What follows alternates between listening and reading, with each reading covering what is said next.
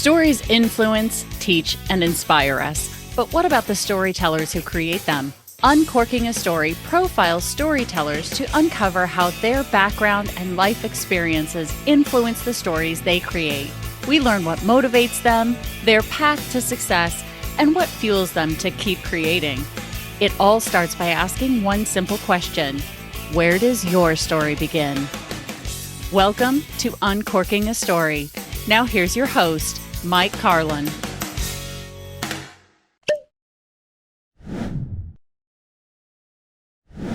Well, hello and welcome to Uncorking a Story. I'm your host, Mike Carlin, and today I'm excited to introduce you to Allison Gilbert.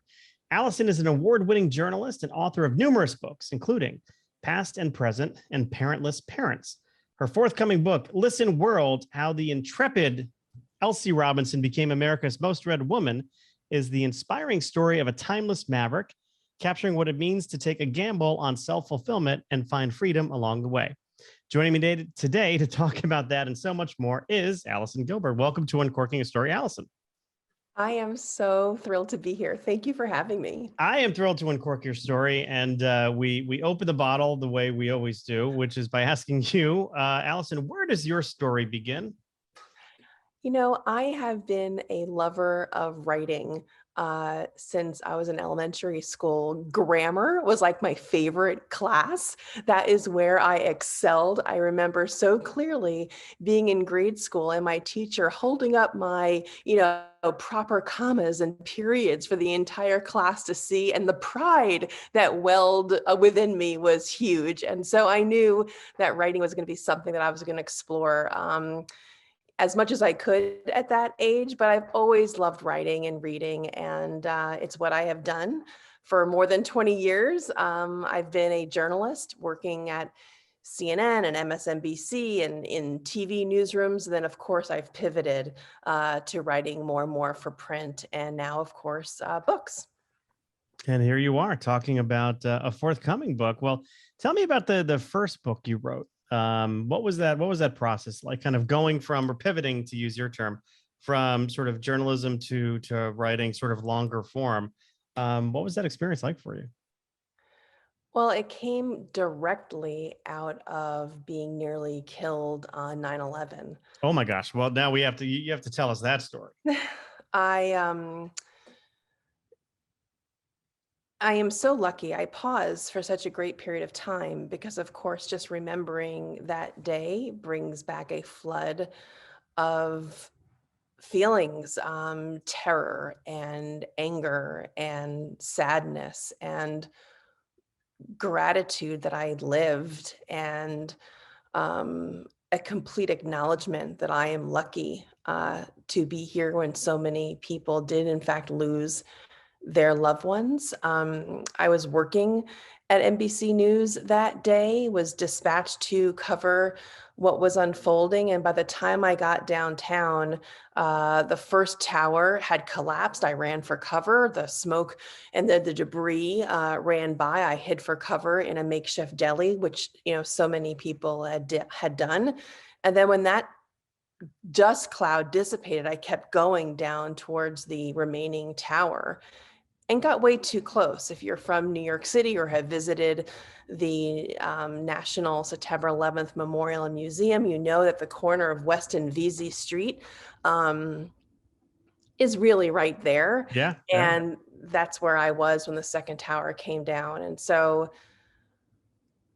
I can go into this more if you want, but I'm sensitive that maybe your listeners don't want to hear this whole story. But no, I know exactly where you were standing because one of my corporate clients is American Express, and they are right there on Vesey Street, or across from the West Side Highway. Yeah, so that's where I was, and was taken by ambulance with, eventually my clothes ripped off and tubes put down my throat to help me breathe, and survived. And that experience, you asked about my first book, is completely relevant because I had a lot of trouble navigating my feelings post that experience. I had what I would now call post-traumatic stress disorder. I saw a therapist at the advice of the NBC counselors, which was the greatest advice I ever received. And the advice was, at the time from the counselor, to write down and purge from my system as much as I could from that experience. And I thought that if I needed that, then other journalists would need that too. And so we reached out to and got the insightful first person commentary of what it was like to report the news that day. The book is called Covering Catastrophe. And we interviewed people like Tom Brokaw and Dan Rather, who were on the air that day. We interviewed people, Rahima Ellis and Ann Thompson. I mean, we went high and we went big. And to this day, it's one of the most remarkable pieces of writing about the history of news that day and how it unfolded. Yeah. Wow. I mean, I remember just watching it unfold. I had left, I was working in Manhattan, and my office was on Maiden Lane, which is, when I was told how to get there, to take the 405 to Fulton Street and walk away from the World Trade Center. I mean, that those are the directions I was given. That was the landmark. That was the landmark. Yeah. I had left and I was working for MasterCard in Westchester, and we could see, the big plume of smoke, 30 or so miles away, in Westchester County. Like it was nuts. But that must have been a cathartic experience for you writing that book. To me, and I'm going to say something that may sound completely crass to your listeners, but perhaps might also make sense. The act of writing really is cathartic, so much so that that post-traumatic stress disorder therapist who advised me to write made a story about why it was so important to write. And she said more or less this, that when we are sick and we've eaten something that kind of turns our stomach, our body vomits to get rid of it, to purge ourselves.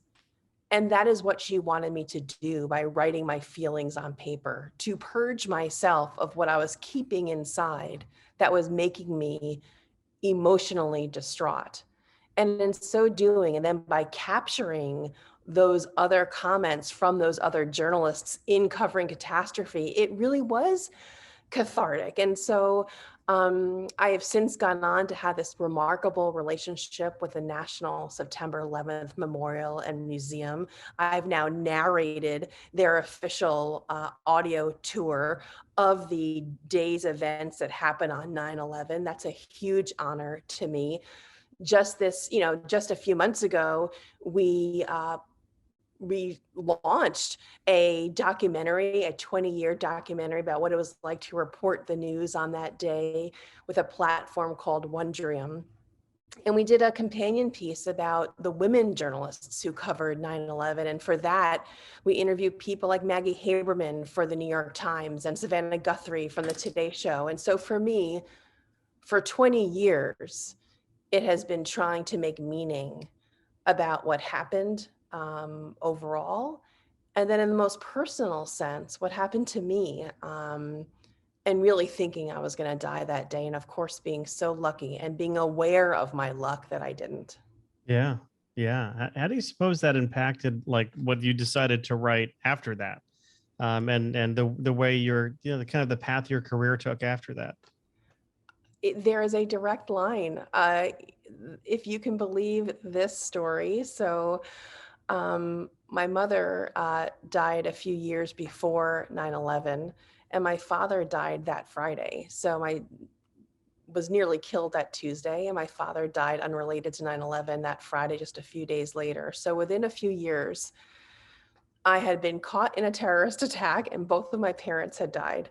And so I needed to make meaning out of all of these various experiences. The first book, Covering Catastrophe, was my taste, my window into pivoting from my news career, being a producer in newsrooms. I mentioned CNN and MSNBC, and really finding a great deal of satisfaction and fulfillment from writing for print and writing for books. A long form, in TV news, you get 60 seconds, you get 90 seconds to tell a story. And there was something I found really intoxicating about having more time to think, more time to digest, more time to just really allow emotions and statements and thoughts and facts to kind of simmer and not be so quick to kind of put them in context, to kind of see how that evolves.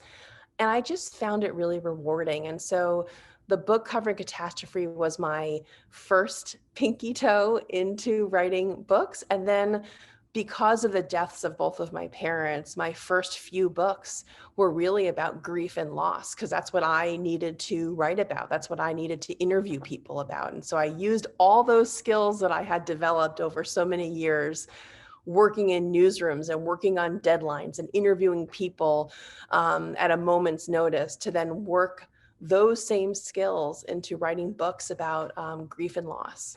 Yeah, wow. That's amazing. And the more and more I hear you talk, the more I'm reminded that writing really is a form of therapy. And I think that's true for people who write nonfiction as well as for people who write fiction. I mean, I know personally, from my own experiences and from the people I interview, it's writing is a way of kind of getting lost in another world, in a world that you've got control over, because we have control of so little in in our lives. Like, I think we like to think we've got control over lots of things. Some of us crave it and some of us look for it. The reality is we really don't. I mean, things can change on a moment's notice, as you very well know, standing on the corner of West and VC Street. But when you're writing and you're immersed in a world, for me, it's like you're doing a little world creation. You can be like the master of puppets, so to speak, of this world you're creating, and things can happen the way you want them to happen. Now, whether or not other people like it is, that might be out of your hands, but I do find it therapeutic in that regard. I couldn't agree more. And that's even true in some ways with nonfiction. We were talking about my new book, Listen World. And even though it's nonfiction, I still feel exactly what you've just described, which is this great playfulness that, of course, we have the facts of Elsie Robinson's life, but how do you tell that story in a way that can feel artful, that can feel that you are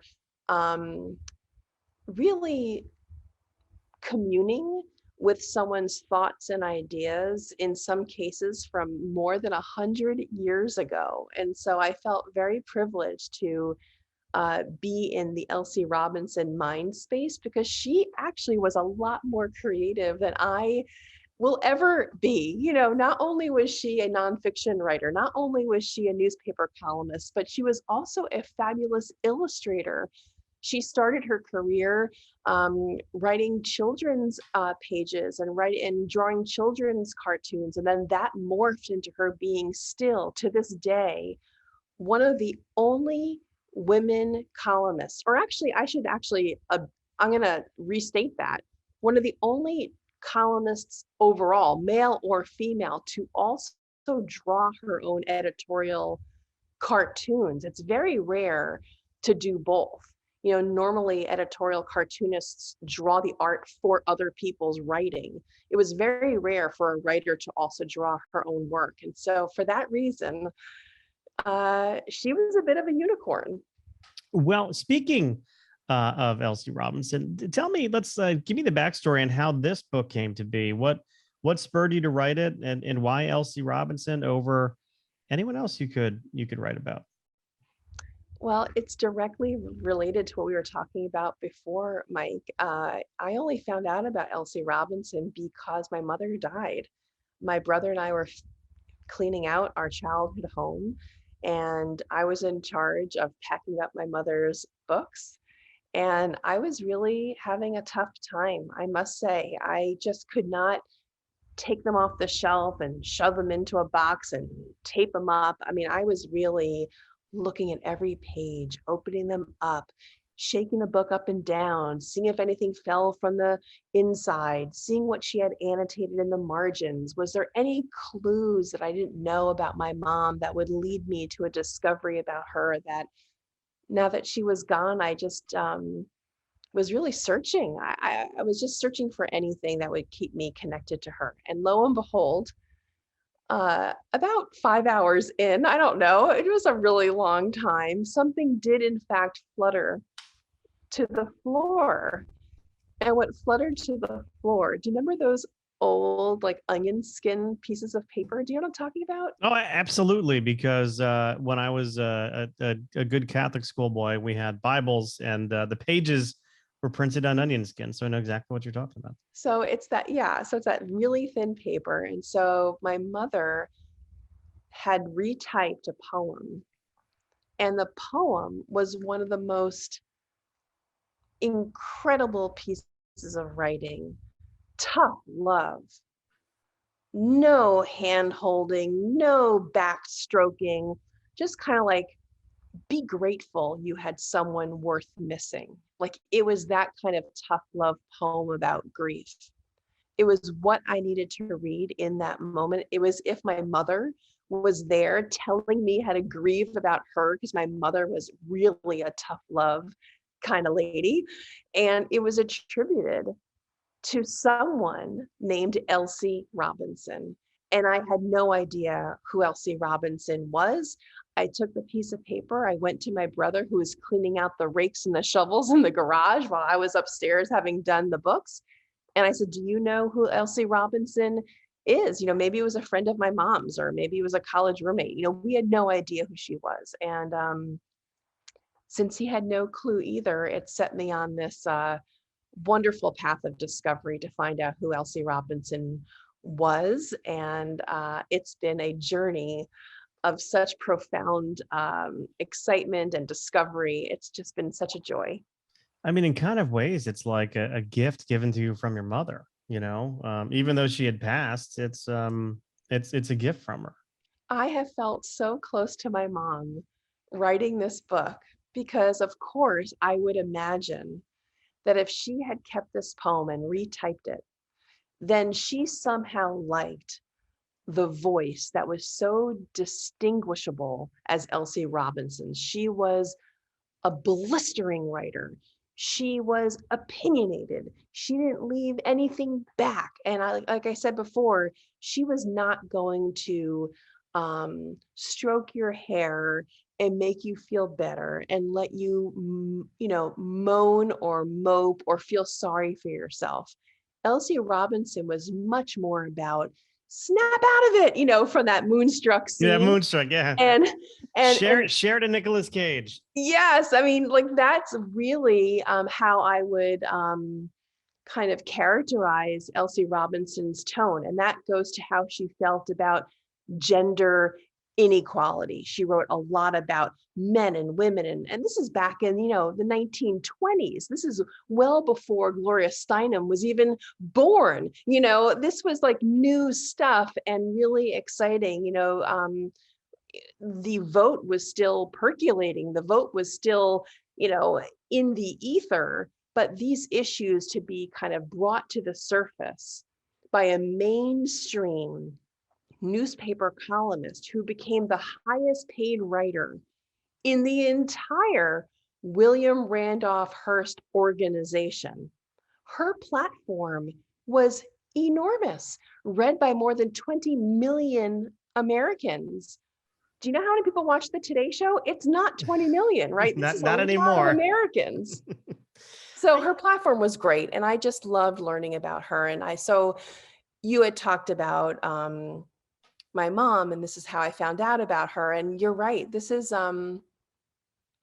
reading Elsie's work, more than 9,000 columns in her lifetime, seeing how she drew her editorial cartoons, what issues spoke to her, has made me feel closer to my mom, because I would imagine that these were the issues.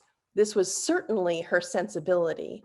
So in many ways, the lessons that Elsie shared with her readers, I interpreted them as the lessons that maybe my mom never got to teach me in some ways. Yeah.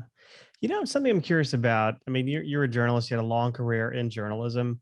Can I assume that you went to journalism school? No, I did You did not. not. Okay. No. Now I wish you said yes, because here's why. I was going to say, isn't it interesting that you who did not go to journalism school, but who has worked as a journalist, had never heard of Elsie Robinson, this highest paid person in the Hearst organization with this major platform, bigger than the Today Show. Why have we never heard of her? I have so many theories. So, and I talk about this, and of course, in the book, because that's when you are done reading the book, you're like, how come we don't know about her? So I spoke to some real journalism historians. I spoke with some real experts in women's history. And so here are just a few thoughts in no particular order. The National Women's History Museum has some exceptional statistics, and they talk about how many women in history are taught K-12 in schools across this country. And I hope I'm remembering this correctly, and maybe you can fact check me after we're done. But if my memory serves, 1/4 of all biographies, all subjects taught in US public schools, only 1/4 are women. And so when you downplay the role of women in having created this country and being a part of the fabric of this country, when those stories are told less frequently, then we learn fewer histories.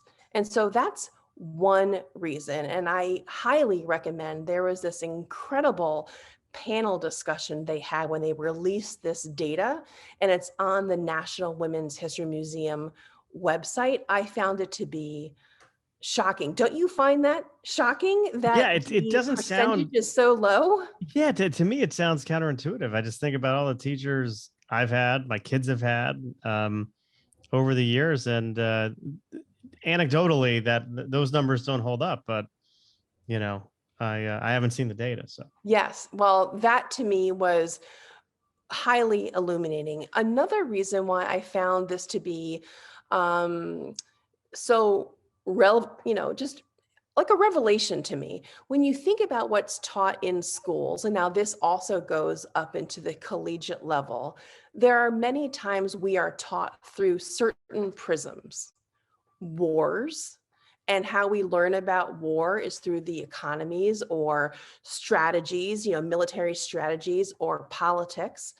All of those categories, just in that one example, are not where women have traditionally been allowed to bubble up to the top. And so if you're teaching history through the lens of, let's say, war, um, politics, elections, then those are going to be, you're going to reinforce the fact that women aren't a part of those ways of telling our history. Where women show up more readily are, of course, in culture, in art, in journalism, in social activism. And so those are the less frequently played aspects of our educational system. And all of this, by the way, again, this is not me. I am not a PhD in this at all. I was so enlightened by the work of the National Women's History Museum, because I too was curious, why haven't we heard of Elsie Robinson? Yeah. I mean, I just think about the things that we do get taught in school, and you're right. I mean, so much of it is, history, but when you think of history, it's like history of Western civilization or colonization, European history. You really don't get into, some of what I think is the more interesting things to learn about. But it's Um, changing. It's definitely changing. yeah. And so the more we are aware of this deficit, the more we can fix it. And that's what's being done now, which is, of course, really exciting. But the other thing that I'll say about why I think Elsie Robinson has been forgotten is one little interesting thing, more. Oh, you cut out. Can you repeat that? Yes, I got some weird notification on my. Can you hear me now? I can, yes. Okay. Uh, she wrote a memoir in 1934, and through a clerical error, her publisher didn't follow the right protocols, and her book was allowed to go out of print. And we tracked down through the US Copyright Office the paper trail, and we were able to find the staffer at the publishing house who made the clerical error. And some clerk at the US Copyright Office said, you know what? You are not dotting your I's correctly. You are not dotting, you're not striking your T's in the proper way. It's out. So they didn't renew the copyright, which meant that her book, of course, went out of print. Wow. Look at you. This wasn't just a biography. This was like a piece of investigative journalism on your part. It was so much fun. I can't tell you how much fun it was. I used to be an investigative reporter for a really long time and I loved it. I should say producer, but for me, it feels interchangeable at this point. I was an investigative producer for years, and the digging and the research and the uncovering, I loved it. I really felt that I was a pig in mud in many ways. And my co-author, Julia Shears, and I even went to California to this ghost town called Hornitos. And in Hornitos, we truly believe we have found the actual typewriter that Elsie Robinson used to teach herself how to type. And that's what actually gave birth to her career, is that in that era, between 1915 and 1918, that was when things were really underway, and handwriting was not going to cut it anymore for her to submit her stories. And so she taught herself how to type, and we found this typewriter, which I can share with you more of those details. And we have a picture of it actually in Listen World, our book, covered in inches of dust. We couldn't believe it, in a locked shed that has been completely behind closed doors since the 1950s, and Wow. which of course is when she died. Very cool. You could write a book just about that typewriter. Ah! I'm sure. No, you could. I mean, that could be a great MacGuffin, I would say. And I mean, I love it. For any of your for any of your listeners, the writing is great fun. And the writing is, of course, what gets all the glory and the attention. But it's that roll up your sleeves, those painstaking hours and days and minutes of really that grueling research where it's just, you don't know where the discoveries are going to come from. It's just, it's really invigorating, it's exciting to me, and it's where those aha moments come that make it all worth it, I think. yeah, that's from a researcher at heart, that sounds like the fun part to me too. How long did it take you to write it once you committed to the project? How long did it take? I have three answers to your question. So I do. I must admit, I have three answers. The short answer, which is like contract to being done, that was about 2 years. We asked for 2 years, my partner and I, because we really knew that it was the first biography of Elsie Robinson ever written. So we didn't have a roadmap. And so we knew it was going to take some time. So that's answer number one. Answer number two is that first conversation I ever had with my literary agent about Elsie Robinson. And I went back to my emails and I was like, when did I first mention her to my agent? And it was 11 years ago. Oh my goodness. 11. And then if you want to go back to when I found that poem after my mom died, of course, that's now going back 30 years. Yeah, geez. Wow. I mean, it reminds me when I talked to Debbie Applegate about her book on Polly Adler. There are so many similarities. Number one, she was a name who was lost to history until, Debbie brought her back. But number two, I mean, I think she mentioned that was a 14-year writing process for her. So these things take time. I mean, you say 2 years, but really it's a lot longer than that. And you mentioned Debbie Applegate, who I must just say, I'm the biggest fangirl there ever was of Debbie Applegate, and the fact that I'm even mentioned in the same sentence as her, the fact that she's won a Pulitzer Prize, for her other works, and she's just, I mean, her work, her research, I put her on such a pedestal, and I am forever grateful for her advice and her wisdom and her friendship. If you haven't read Madam, please do yourself a favor and go get that book. Oh no, it's a great one. I actually gave it to my dad because he loves biography and he loves that time period. He's turning 90 this year. Oh my gosh. And I said, I gave him the book and I said, you're going to learn a lot about boxing in the early chapters. You're going to learn a lot about, being a Jewish immigrant, and you're going to learn a lot of things that you didn't know about who some of her customers were. So, The greatest, she is such a dynamic writer, Debbie Applegate. And one thing that I've always learned from listening to her talk about her work is that her goal is always to make the reader want to keep reading. yeah, And so I appreciate that, right? It's a craft, it's an art form. So no matter how many facts you compile, if you can't artfully share them with the reader, you're kind of dead in the water. So I really think that my co-author and I, Julia Shears, I think we did it. I think we gave Elsie's story justice. well, there you go. Well, we've been talking about Elsie a lot, but we need to keep uncorking your story a little bit, Allison. Oh, good. Okay, So go for it. to do that, I've got some fun questions for us. I tend to learn a lot about people. Yep, I know. Don't worry. No one has imploded or exploded from these questions, but I do learn a lot about people through pop culture. So I'm curious to start off with, what were some of your favorite TV shows when you were growing up? Oh, that is just so easy. The Brady Bunch, of course. I mean, there was just not another show that I was going to stop all homework for than the Brady Bunch. So full stop. What is it about the Brady Bunch? Because that show comes up so often. When I ask authors this question, what is it about the Brady Bunch? My wife has like a PhD in Brady Bunch. I wasn't as big of a fan as she was. But what is it for you? Like, why the Brady Bunch for you? Oh my gosh, it just had everything. It had sibling rivalry. I have a brother. There's tons of sibling rivalry in my family. There's parents who were most of the time getting along, but then there was, of course, some tension. There was, just teen angst, right? Worries about pimples, right? I mean, there's just like things that you can totally relate to.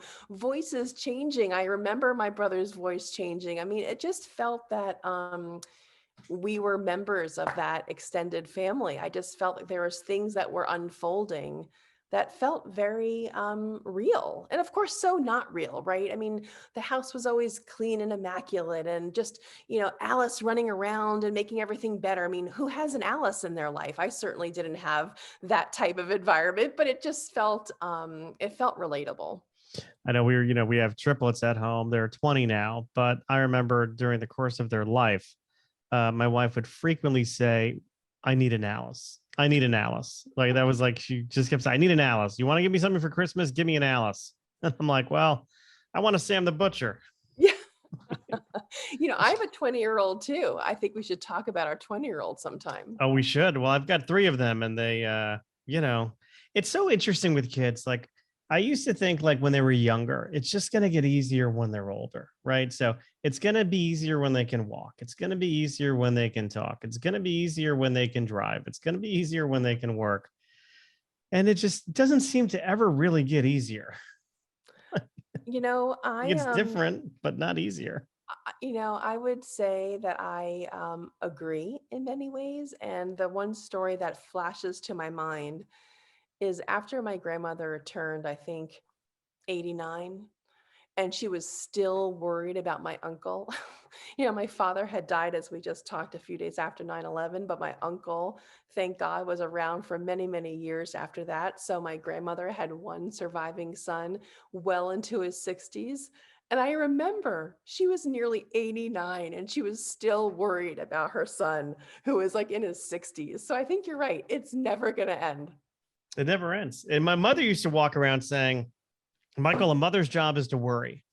And I'm like, well, I could not apply for that job. Like, I don't want to worry all the time. And I don't really worry about them so much. It's just, just managing logistics. We've got, 5 drivers in the house and 3 cars, it's like, how do you, It's funny. I must say, I worry more about my grown children, because I have a 22-year-old as well who just graduated college.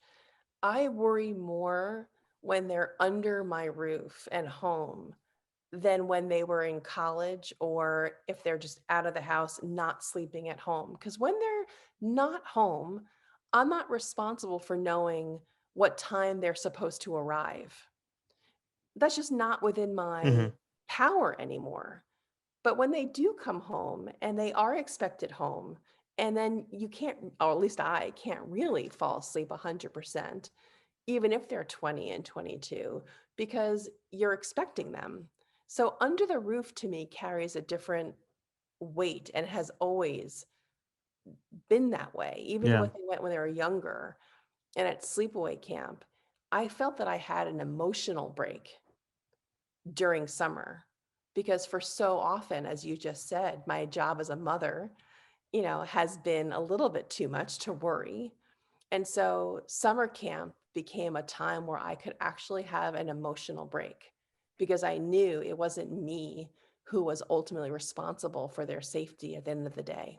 Right. Yeah. So you get something out of it and they get something out of it. So it's a Yeah. win-win. Yeah. It's Yeah. a It was a win-win. real break for me. And this story brought to you by the Brady Bunch. How about this? Kind of going back to growing up, who are you listening to on your Walkman or albums or tapes? I won't say playlists because we didn't have those, but who'd you listen Yeah. to growing up? Well, that is such a great question. So I can answer in 2 seemingly completely discordant ways. Run DMC, Sure. I was a huge fan, and then Madonna. So both are kind of dating me at a certain time, but those are, I guess, are the 2 that come to mind. Yeah, no, love Run DMC. Their album Raising Hell to me was really opened my eyes to like a fusion between like rock music and hard rock music, which I love, and sort of rap and hip hop. How they blended sort of riffs, like these rock riffs, like these like heavy guitar, like King of Rock has a heavy guitar part to it.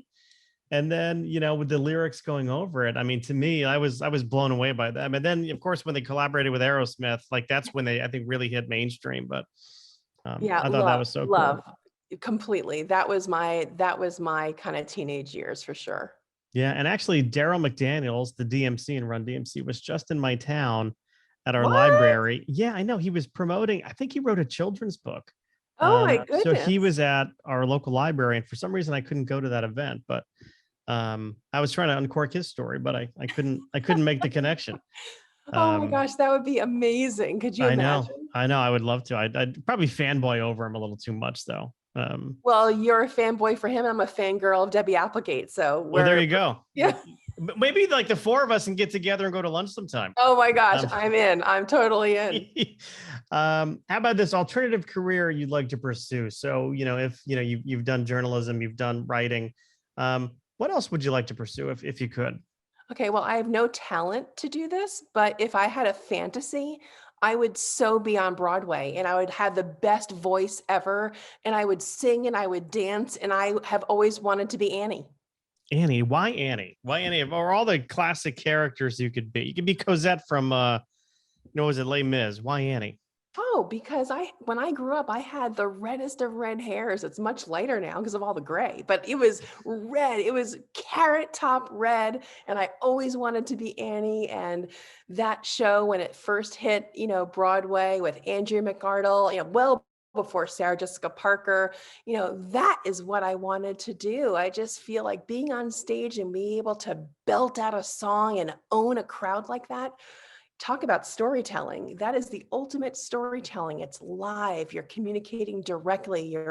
You're gripping the audience with your voice and the character. I found Broadway growing up in New York, in my backyard, just mesmerizing. We went to the theater all the time, and that's what I would love to do. I have no talent to do it, never, but that's what I would love to do. It's interesting as sort of writers, you don't get immediate, validation from your work until, you put in, I don't know, anywhere between 2 and 13 or 30 years writing, your latest book, right? You're not gonna really get feedback on it until it's released, until reviews are coming in, from the professional reviewers, from, fans, readers. So we really don't get that as authors. It takes a long time, in other words, to get it. Whereas when you're on stage, and I find this by doing stand-up, um, you get immediate, it's an immediate kind of reaction.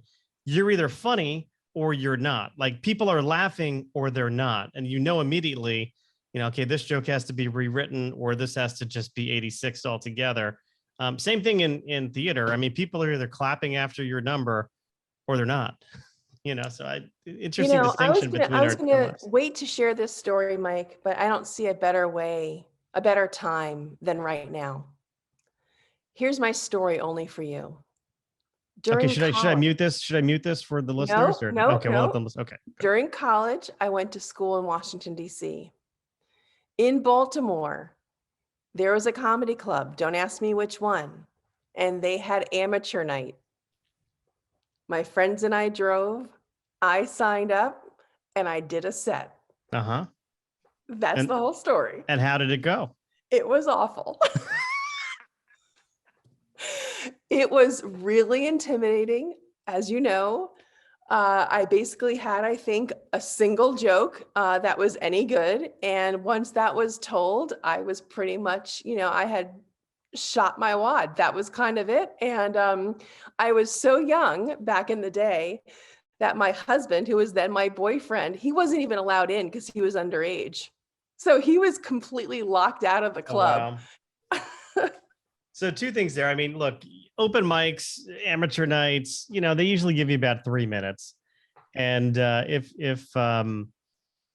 if you only have one joke, the other 2 minutes and 45 seconds, feel like an eternity. But I have to say, this is the first time the phrase "shot my wad" has ever been mentioned on Uncorking a Story. So there's that. I mean, I don't think I'm going to name this episode. Oh my gosh. Shooting my wad with Allison Gilbert, but have you ever had an author talk about being a stand-up comic before for a single night? I have not. So that is a first. See, I've saved a story just for you. We're breaking ground here. Breaking news. I've got the scoop. I've got the breaking scoop. news. How about this one? How do you feel when you're looking at a blank sheet of paper and you've got to write something? What does the blank sheet of paper do for you? It's funny. The first thing I wanted to say, my knee-jerk reaction, was to say excitement, because there is a path that's up to me to create. The second part of me, of course, is terror, because there's a path that's only up to me to create. And I'll never forget a piece of advice that I remember reading from the great writer, Barbara Ehrenreich.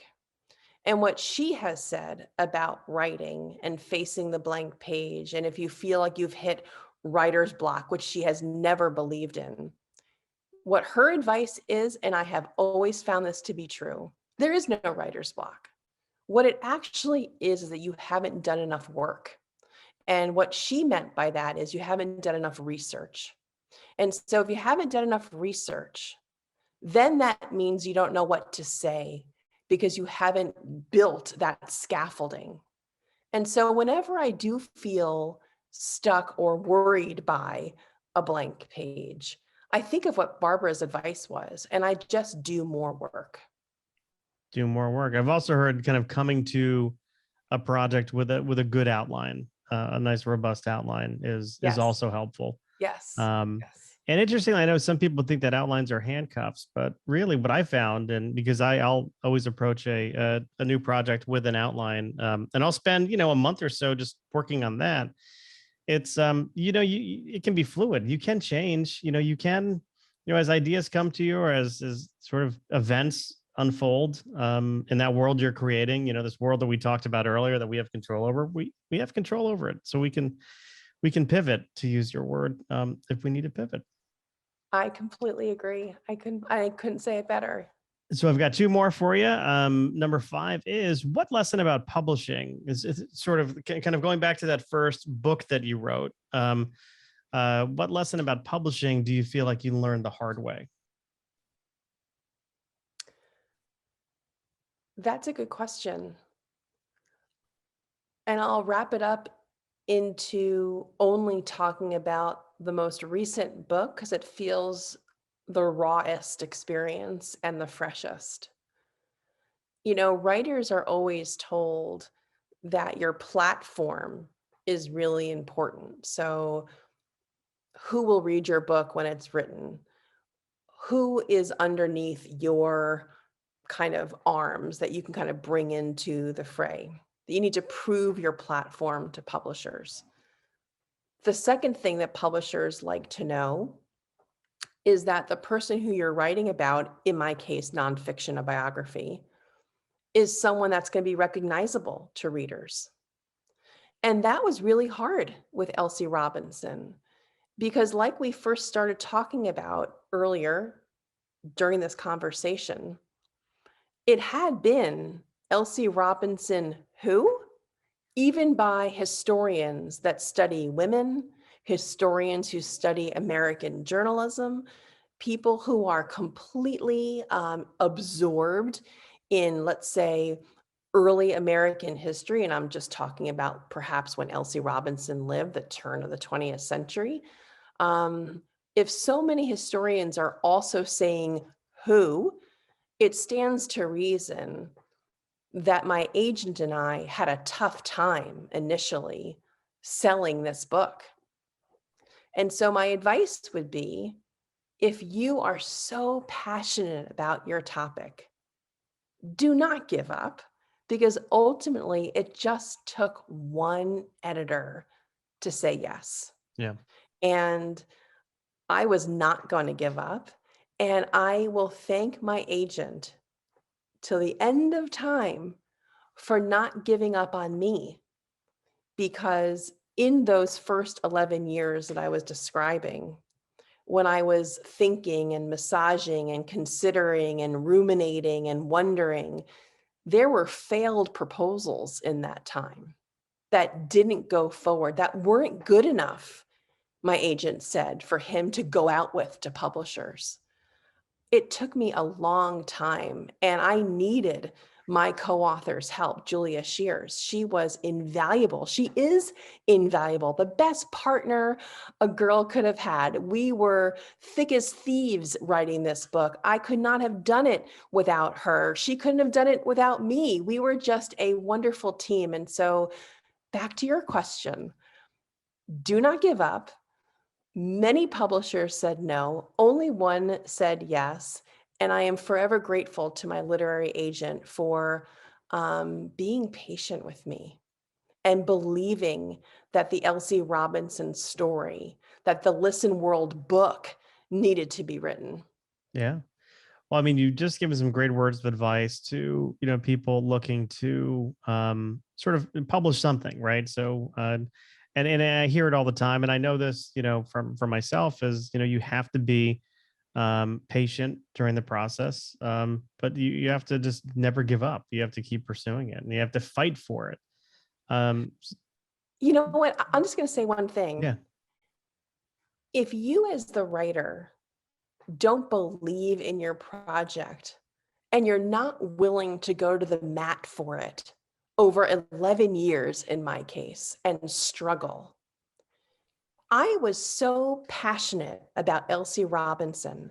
The more I read of her 9,000 columns, the more her advice stuck in me about feminism, about parenting, about family, about communism, about capitalism, about capital punishment, about anti-Semitism, about freedom, about the power of nature to heal, about grief and loss, just these messages that she communicated, in some cases 100 years ago. Her words spoke to me. And so because they spoke to me, and I just felt they needed to be heard and remembered by readers today who will have never heard of her for all the reasons that we've already described. And so I felt that I had a mission to resurrect her legacy. I felt that I was on Team Elsie. I felt that she deserved to be remembered. So that was pushing me forward. And I think for a lot of writers, that inner drive is all you have. Yeah. That inner passion is what you got. And your job is to sell that into your agent and into the publisher. And so I had that, and it just took me time to wrangle her story in a way that I think will actually, and please, if you're listening to this, let me know how we structured the book, by the way, Mike, is that we let her voice sing all over the pages. We let her columns speak for themselves, not by reprinting the columns in their entirety, but allowing her voice to help tell her biography. So her poems, her columns, her memoir, it's all braided throughout the entire book. So you can hear Elsie's voice for yourself. So you can feel as infatuated, hopefully, with her as we became with Elsie Robinson ourselves. Well, I want to end this on some words of advice you would give to your younger self. So if you could just, think of Allison Gilbert as a younger Allison. What would you tell your younger self if you could Marty McFly this, right? Go back in time, meet your younger self, give her some words of advice. What would you tell her? Stop eating all those carbs. Did you like carbs as a younger person? Stop eating the cake and the potato chips. Okay. Anything else you might tell her besides giving her some dietary? Is that not good enough? Yeah. Well, I mean, give her some dietary restrictions. Anything else? That's a good question. I would say be more patient with yourself. Yeah, patience has never been my virtue still. So I think that I still need to hear that advice. Yeah, I think we are in general, regardless of how old we are probably overly hard on ourselves than we should be.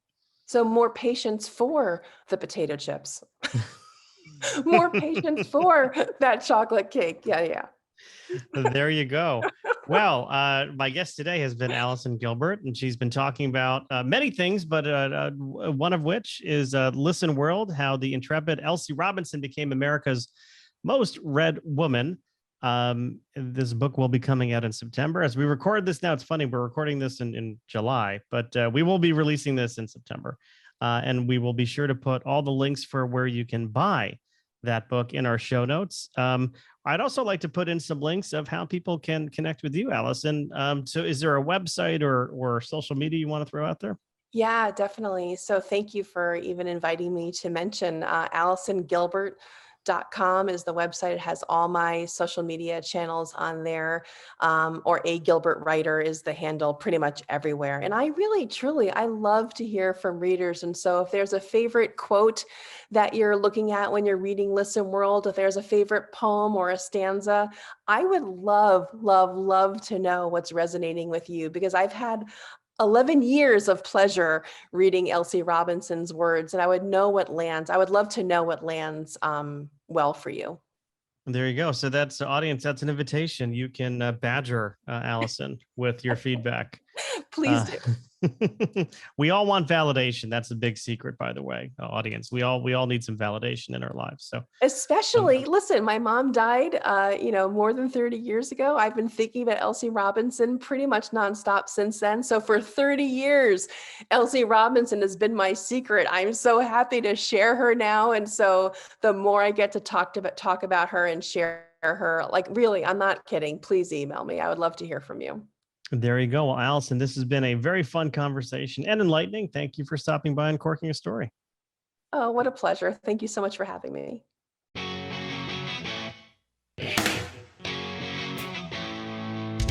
Thanks for listening to Uncorking a Story.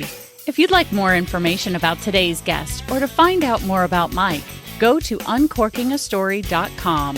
If you enjoyed the show, Please subscribe, rate, and review us at Apple Podcasts, Spotify, or wherever you get your podcasts. Tune in every week to hear Mike Carlin uncork a new story.